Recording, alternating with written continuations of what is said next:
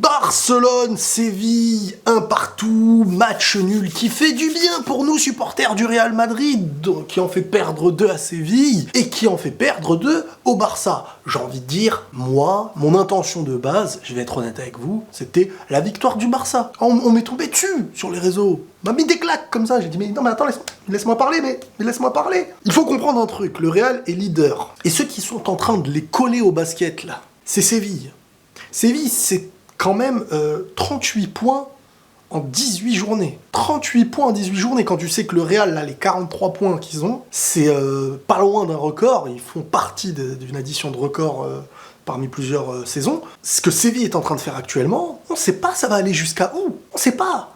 Donc, forcément, si tu dois faire reculer des concurrents, quand tu fais une course, c'est celui qui est à côté de toi que tu dois faire reculer. C'est pas celui qui est 7ème.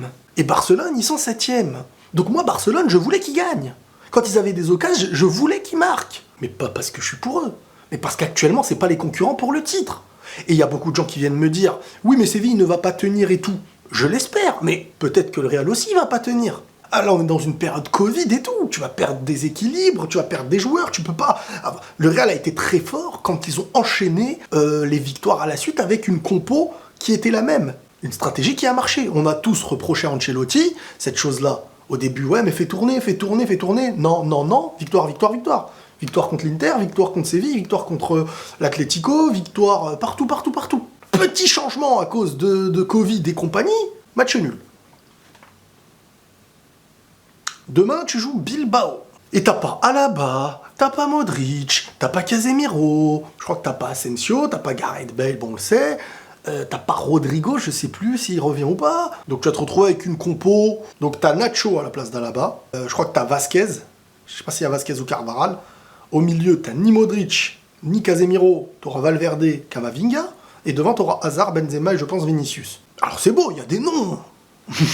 mais il y a beaucoup d'absents. Et l'équilibre, va être chamboulé encore une fois. Et l'équilibre va être chamboulé encore une fois. Donc, il va falloir faire attention. Et donc, c'est normal que je souhaitais que le Barça gagne contre Séville.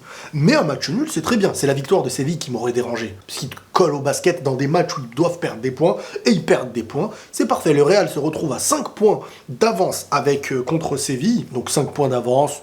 Voilà, même, t'as un joker, j'ai envie de dire, tu peux tomber, et eux, s'ils tombent, par contre, ils s'éloignent de plus en plus. Donc voilà, c'est bénéfique, le Real avance vers sa Liga, c'est la moitié de saison, les gars. C'est la moitié de saison, c'est pas fini. Tu peux très vite chuter et reculer, et attention, rien n'est encore acquis.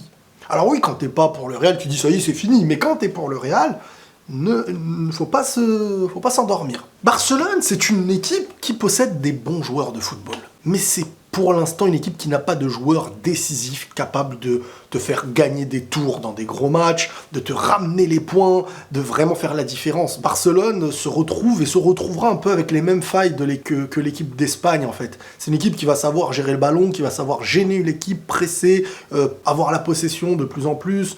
Il y a des bons jeunes, il y a de l'avenir, mais c'est pas décisif. C'est pas décisif et donc à la sortie, tu ressortiras de tes matchs avec parfois des performances qui ne sont pas mauvaises, mais pas avec les points. Donc forcément, c'est ce que je disais. Et rappelez-vous, c'est que cette jeunesse, s'il y a des coachs qui avant, quand ce Barcelone pouvait jouer le titre, parce que là pour moi il ne joue pas le titre, mais quand ce Barcelone pouvait jouer le titre, c'est pas pour rien que les coachs à qui vous reprochiez de ne pas mettre tous les jeunes, etc., qui ne les mettaient pas. C'est parce qu'il y a un choix à faire. Alors, la période actuelle, elle est positive pour une chose, c'est que tu peux mettre en avant cette jeunesse. Tu n'as plus le choix parce que maintenant, tu passes en fait, il n'y a pas la transition qui te maintient haut. Je vais dire le Real, et là c'est vraiment, j'essaye d'être objectif quand je vous le dis, c'est que le Real Madrid, sa phase de transition, ils l'ont pas vécu dans une crise aussi basse que celle du Barça. Europa League, la complication même d'aller se qualifier pour la Ligue des Champions en championnat. C'est là que tu vois que le Barça, la période Messi et les recrues qu'il y avait autour, Coutinho, Dembélé, Griezmann, tout ça n'aura pas donné la suite qu'il fallait pour ensuite pouvoir se libérer de Messi. Malheureusement. Voilà, Dembélé, le joueur est excellent, trop de blessures, donc pas de rythme. Et forcément, pas de rythme, pas d'équilibre et compagnie. Griezmann, malheureusement, bon, bien sûr qu'il aurait fait plus de bien au Barça que des joueurs comme comme Luc de Jong et compagnie. Mais Barcelone fait le choix, on va dire, un choix, entre guillemets, de faire un pas en arrière et non pas un pas en avant, vendre Griezmann, prendre de l'argent et espérer, fin de saison, reconstruire, ou voir l'hiver peut-être avec certains joueurs. Coutinho, échec total hein, au Barça. Bref, l'argent que Barcelone a utilisé pour certains joueurs n'a pas porté ses fruits. Et donc la fin d'un cycle que tu ne peux pas empêcher fait que y a une jeunesse, tu vas compter sur cette jeunesse et l'avenir nous dira si le Barça aura raison aura raison, parce que il y a des joueurs comme Abd, le joueur marocain, il est très bon. Il y a de l'espoir dans ces joueurs-là. Les Nico, les Gavi, il y a de quoi faire. Alors bien sûr, là tu leur mets un vrai petit attaquant à la Fernando Torres ou à la David Villa, l'Espagnol, parce que ce Barça va se construire avec de l'Espagnol. Hein. Ça va être l'équipe d'Espagne hein, bientôt, cette équipe-là. Vous croyez-moi, ça va être un style de l'équipe. Ça va être vraiment l'équipe d'Espagne avec 2-3 petits joueurs à côté étrangers. Ça va être pour eux aussi un très bon moyen de grandir en équipe nationale et en club, et après on verra à quel niveau ils vont pouvoir atteindre la chose, hein. Les Pedri, les Gavi, les Nico, les Abd, les Ansu Fati, vraiment une très belle génération, ça se trouve ils vont te reprendre Xavi Simone, des jeunes qui font plaisir, mais est-ce que ça va te ramener beaucoup de points? Est-ce que ça te qualifie? Est-ce que ça te fait passer des tours en C1?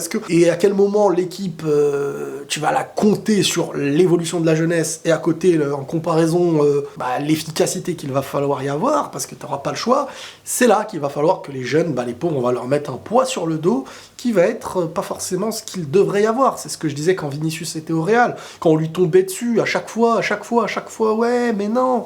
Moi, j'en veux à ceux qui sont censés avoir le niveau dans cette équipe et qui ne l'ont pas eu, ce qui fait que ça presse les jeunes à devoir dépasser leur rythme normal pour devenir les joueurs du futur, les grands joueurs qui porteront peut-être l'équipe. Et il est là le problème, en fait, c'est ça. C'est que maintenant, vous allez faire porter à des jeunes le poids qu'on doit faire porter à des personnes plus des tauliers du club, normalement. Et Xavi, ça va pas être facile pour lui, parce que, comme je vous dis, là, je les vois, les messages, hein. Oh, Xavi, il a pas de Xavi et tout. On vous a prévenu, les gars, je vous ai dit.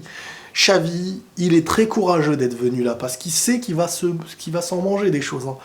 C'est pas comme quand Zidane vient au Real Madrid. Quand Zidane vient au Real Madrid, il a des éléments. Zidane, ce qu'il est, convenait parfaitement à ce qu'il y avait. Mais qui peut convenir à ce qu'il y a là au Barça pour être très compétitif? Oui, pour jouer au football, c'est bien, mais pour être très compétitif, top 2 du championnat et quart ou demi de Ligue des Champions.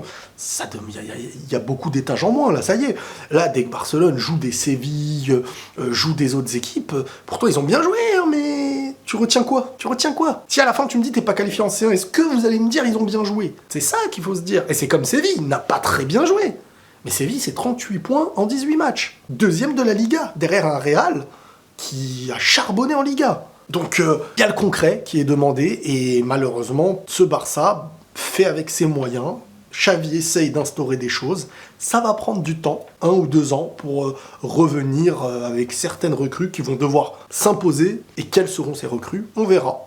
Mais ce sera pas à Lens, les gars, vous verrez. Vous verrez Allez, les amis, prenez tous soin de vous. Ah oui, mais attendez, on est obligé de parler de Koundé, qui a fait une balle au prisonnier avec le nez de Alba. On est obligé d'en parler. Ah, il m'a fait marrer. Koundé, je vous promets, hein, Koundé, dès que je regarde un match de Séville ou de l'équipe de France où il y a Koundé, il se passe une dinguerie. C'est incroyable. Bref, c'était drôle. Prenez tous soin de vous, les amis. Et la paix sur vous.